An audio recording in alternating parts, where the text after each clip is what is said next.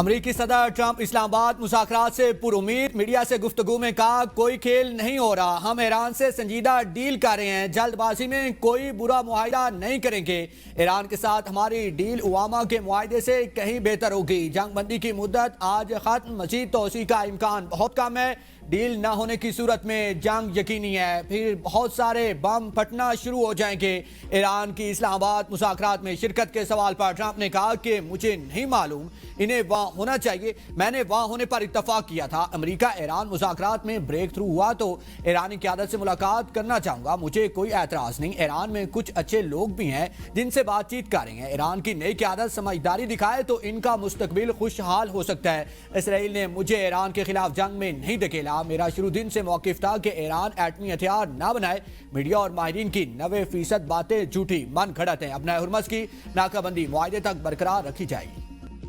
بامعنی مذاکرات کے لیے وعدوں کی پاسداری پہلی بنیاد ہے، ایرانی عوام طاقت کے زور پر نہیں جھکیں گے، ایرانی صدر مسعود پزشکیان کا بیان، کہا امریکہ اور ایران کے درمیان اعتماد کا بہت فقدان رہا ہے، امریکہ ایران کو ہتھیار ڈالنے پر مجبور کرنا چاہتا ہے، ایرانیوں کو امریکی حکومت کے رویے سے متعلق اچھی طرح علم ہے، امریکہ کے متضاد اشارے ایران کے لیے تلخ پیغام ہیں، مشکل حالات کے باوجود قومی غیرت پر کوئی سمجھوتا نہیں کیا جائے گا، قومی وقار کا تحفظ اور تعمیر نو ہماری اولین ترجیحات میں شامل ہے، ایرانی پارلیمنٹ کے اسپیکر باقر کالیباف کہتے ہیں امریکہ سے مذاکرات جاری، جنگ کے لیے بھی تیار ہے، ایران کو اپنے مخالفین پر اعتماد نہیں، کسی بھی وقت صورتحال مزید بگڑ سکتی ہے، موجودہ حالات میں مذاکرات اہم ہے لیکن قومی سلامتی کو یقینی بنانے کے لیے ضروری اقدامات کرنا بھی ناگزیر ہے، ایرانی نائب وزیر خارجہ سعید خطیب زادہ کا کہنا ہے کہ ٹرمپ تصادات سے بھرپور ٹویٹس کرنے کے عادی ہیں، ان کے بیانات اس قابل نہیں کہ ان پر توجہ دی جائے، امریکہ کو لالچی رویہ ترک کرنا ہوگا، اس کے سوا کوئی دوسرا راستہ نہیں۔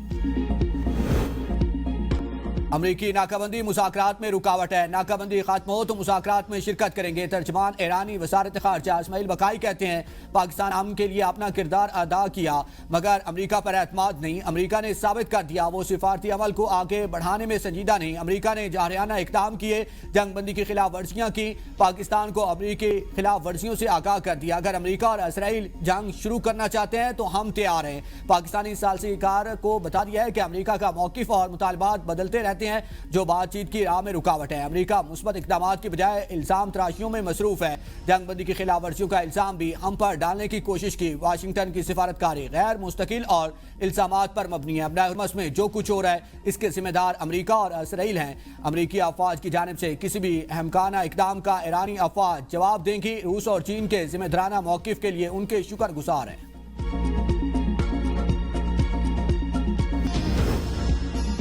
صدر زرداری 25 تا 30 اپریل چین کا ہم دورہ کریں گے، چین کی اعلیٰ قیادت سے ملاقاتیں ہوں گی، سفارتی ذرائع کے مطابق ملاقاتوں میں دونوں ممالک کے درمیان معاشی اور دفاعی تعاون کے منصوبوں کا جائزہ لیا جائے گا، خطے کی موجودہ صورتحال کے تناظر میں دورہ چین خصوصی اہمیت کا حامل قرار۔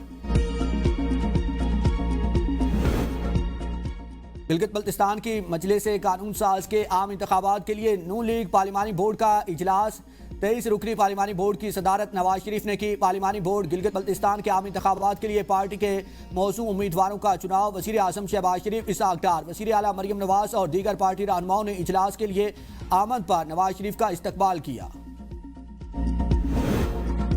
وزیر اعلیٰ سندھ مراد علی شاہ کا بڑا فیصلہ، گندم فروخت کی حد ختم کر دی، چھوٹے آبادگار اب بغیر کسی پابندی کے گندم فروخت کر سکیں گے، فی ایکڑ 5 بوری کی شرط ختم کرنے سے ہاریوں کو بڑا ریلیف ملے گا، وزیر اعلیٰ سندھ کی گندم خریداری مہم تیز کرنے کی ہدایت، کہا کہ تمام اہل آبادگار اپنی گندم سرکاری خریداری مراکز پر فروخت کریں، حکومت کو گندم فروخت کرنے والے آبادگار مستقبل کی سبسڈی کے اہل ہوں گے، سندھ میں فیول سبسڈی اسکیم کے تحت 3976 گاڑیوں کے لیے 14 کروڑ 67 لاکھ روپے جاری، 11,980 اہل گاڑیوں کا ڈیٹا جمع، وزیر اعلیٰ سندھ کی تصدیق، عمل تیز کرنے کی ہدایت، کہا کہ ڈیٹا میں غلطیوں کی بنیاد پر تاخیر برداشت نہیں کی جائے گی۔